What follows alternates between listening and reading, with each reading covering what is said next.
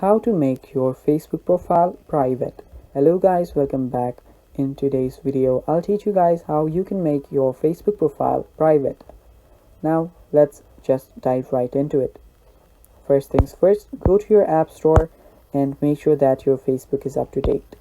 So search for Facebook in your app store or Google Play Store and just open Facebook. If you see an update option there, tap on update and update your app.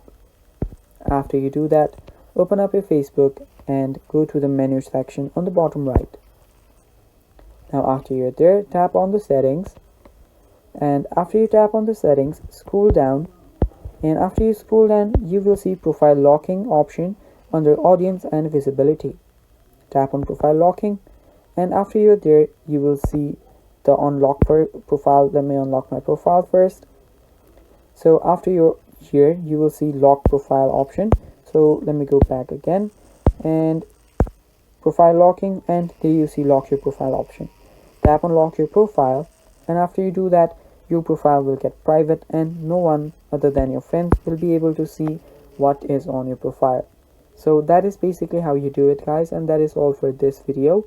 Stay tuned for more, and